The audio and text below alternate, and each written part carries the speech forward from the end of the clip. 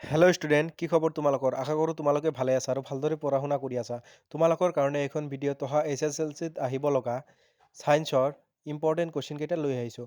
তোমালোকে যদি এই কুৱেশ্যন কেইটা কৰিব পাৰা, তোমালোকে এটা ভাল মাৰ্ক আনিব পাৰিবা।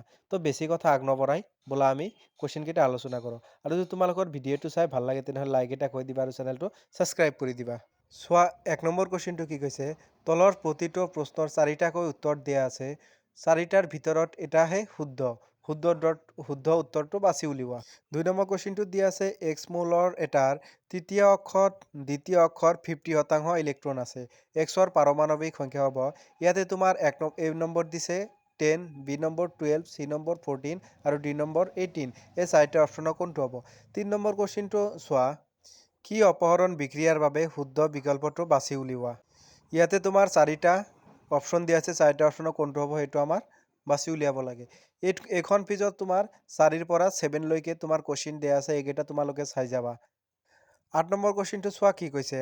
আমি যেতিয়া বাহিৰৰ পৰা আহি এটা আন্ধাৰ কোঠাত সোমাওঁ, লগে লগে কোঠাটোৰ ভিতৰত বস্তুবোৰৰ আমাৰ চকুত স্পষ্ট যেন নালাগে। ইয়াৰ কাৰণ হ'ল ইয়াতে 4টা অপশ্যন আছে, কোনটো হ'ব? ঠিক 9 নম্বৰ কুৱেশ্যনটো তোমালোকে চাই যাবা। 10 নম্বৰ কুৱেশ্যনত কৈছে ৰোধকতাৰ এছআই একক হ'ল, ইয়াতে 4টা অপশ্যন দিছে, কোনটো হ'ব? 11 নম্বৰ কুৱেশ্যনটো তোমালোকে চাই যাবা। ঠিক তেনেকৈ এইখন পেজত 12ৰ পৰা 16 লৈকে তোমাৰ কুৱেশ্যন দিয়া আছে। এইকেইটা তোমালোকে চাই যাবা। তো 16 নম্বৰ কুৱেশ্যনটো কি দিছে?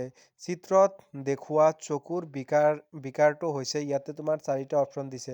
1 নম্বৰ দিছে মায়োপিয়া, 2 নম্বৰ দিছে কেটেৰেক্ট, 3 নম্বৰ দিছে হাইপাৰ মেট্ৰপিয়া, 4 নম্বৰ দিছে প্ৰেছ বায়োপিয়া। এই 4টা অপশ্যনৰ কোনটো হ'ব? তোমালোকে যদি এই কুৱেশ্যন কেইটা ভালদৰে পঢ়ি যাব পাৰা, এটা ভাল মাৰ্ক আনিব পাৰিবা। এতিয়া নেক্সট কুৱেশ্যনটো চোৱা, কি কৈছে? তলৰ কোনটো ৰশ্মিয়ে বৈদ্যুতিক ক্ষমতা নিৰ্দেশ নকৰে? ইয়াতে 4টা অপশ্যন দিছে। এই 4টা অপশ্যনৰ কোনটো হ'ব এইটো আমাৰ উলিয়াব লাগে।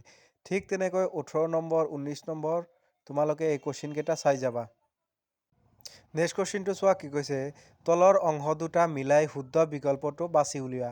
ইয়াতে তোমাৰ এ বি চি ডি আৰু ইফালে তোমাৰ 1 2 3 4 ইয়াতে অপশ্যন দিছে। এইটো আমাৰ মিলাব লাগে। ঠিক তেনেকৈ তোমালোকে 21, 22 আৰু 23 নম্বৰটো চাই যাবা। 23 নম্বৰ কুৱেশ্যনটো কি কৈছে? তলৰ ছবিটোৰ এ বি আৰু চিৰ অৱস্থানসমূহ নিৰীক্ষণ কৰি শুদ্ধ বিকল্পটো বিচাৰি উলিওৱা। ইয়াতে আমাৰ 4টা অপশ্যন দিছে। 4টা অপশ্যনৰ কোনটো হ'ব এইটো আমাৰ উলিয়াব লাগে। ঠিক তেনেকৈ তোমাৰ এইখন পেজত 24ৰ পৰা 26 লৈ কুৱেশ্যন দিয়া আছে। এইকেইটা তোমালোকে চাই যাবা। 24 নম্বৰ কুৱেশ্যনটো কি কৈছে? কোনটো জোৰ সমবৃত্তিক অংশ হ'ব পাৰে? ইয়াতে আমাৰ 4টা অপশ্যন দিছে। 4টা অপশ্যনৰ কোনটো হ'ব? 25 নম্বৰ আৰু 26 নম্বৰ কুৱেশ্যনটো তোমালোকে চাই যাবা। এইখন পেজত চোৱা, তোমালোকে 27ৰ পৰা 30 লৈকে তোমালোকৰ কুৱেশ্যন দিয়া আছে। এইটো তোমালোকে চাই যাবা। 30 নম্বৰ কুৱেশ্যনটো কি দিয়া আছে? তলৰ চিত্ৰটোৰ দ্বাৰা কোনটো নীতি বুজোৱা হৈছে? ইয়াতে 4টা নীতি দিছে। 4টা নীতিৰ কোনটো হ'ব এইটো আমাক উলিয়াব দিছে। এতিয়া 31 নম্বৰ কুৱেশ্যনটো চোৱা, হ্ৰস্বৱৰ্তী হোৱা সময়ত বৰ্তনীটোত প্ৰবাহ, ইয়াতে 4টা অপশ্যন দিছে, কোনটো হ'ব? আৰু 32 নম্বৰ কুৱেশ্যনটো ইয়াতে দিয়া আছে, তোমালোকে চাই ল'বা। তোমালোকে যদি এইকেইটা কুৱেশ্যন পঢ়া তো তোমালোকে HSLCত এটা ভাল মাৰ্ক আনিব পাৰিবা। তোমাৰ 32 নম্বৰ কুৱেশ্যনটো দিয়া আছে, তলৰ বিক্ৰিয়াটোত এ চিনাক্ত কৰা। ইয়াতে এটা ৰিয়েকশ্যন দিছে আৰু ইয়াতে 4টা অপশ্যন দিছে। এই অপশ্যনটোত এ কোনটো অপশ্যন হ'ব সেইটো আমাক উলিয়াব দিছে। তো 35 আৰু 36 নম্বৰ কুৱেশ্যনটো তোমালোকে নিজে কৰি ল'বা। 37 নম্বৰ কুৱেশ্যনটো কৈছে, সূৰ্যমুখী ফালে সূৰ্যৰ প্ৰতি সঁহাৰি দি দিনটোত পূবৰ পৰা পশ্চিমলৈ ঘূৰে।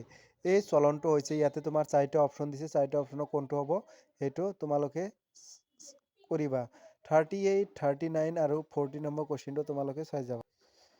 এই পেজটোত তোমালোকে 41ৰ পৰা 45 লৈ তোমালোকৰ কুৱেশ্যন আছে। এই কুৱেশ্যন কেইটা তোমালোকে চাই যাবা। এতিয়া তোমালোকৰ ছেকশ্যন বিত তোমাৰ 2 নম্বৰ কুৱেশ্যন কেইটা দিয়া আছে। এইকেইটা তোমালোকে চাই যাবা। তোমালোকৰ ছেকশ্যন বিৰ ফাৰ্ষ্ট কুৱেশ্যনটো হৈছে, জিংক ধাতুৰ সৈতে ছালফিউৰিক এচিডৰ বিক্ৰিয়া ঘটালে কি গেছ নিৰ্গত হয়? এই বিক্ৰিয়াটোৰ সমতুলিত সমীকৰণটো লিখা। ইয়াতে কৈছে তোমাৰ জিংকৰ লগত যদি আমি ছালফিউৰিক এচিড যদি বিক্ৰিয়া কৰা হয় তো আমাৰ কি গেছ নিৰ্গত হ'ব, আৰু সেই ৰাসায়নিক বিক্ৰিয়াটো আমাক উলিয়াব দিছে। তো এইটো পেজত তোমালোকৰ 50ৰ পৰা 57 লৈকে কুৱেশ্যন দিয়া আছে। এই গোটেইকেইটা আমাৰ 2 মাৰ্কৰ কুৱেশ্যন হয়। তোমালোকে এইকেইটাও চাই যাবা।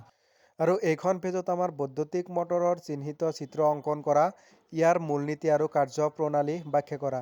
এইখন পেজত আমাৰ বৈদ্যুতিক মটৰৰ চিত্ৰটো অংকন কৰিব কৈছে আৰু মূলনীতি আৰু কাৰ্যকৰীটো ব্যাখ্যা কৰিব কৈছে। আৰু অৰত দিছে সলেনয়ড কি? প্ৰবাহৰ বাবে সলেনয়ডৰ কুণ্ডলীত সৃষ্টি হোৱা চুম্বকৰ বলৰেখাৰ চিত্ৰ অংকন কৰা। তো তোমালোকে এই কুৱেশ্যন কেইটা ভালদৰে পঢ়ি যাবা, তো তোমালোকে এটা ভাল মাৰ্ক আনিব পাৰিবা। যদি তোমালোকৰ ভিডিঅ'টো চাই ভাল লাগে লাইক এটা কৰি দিবা আৰু চেনেলটো ছাবস্ক্ৰাইব কৰি দিবা।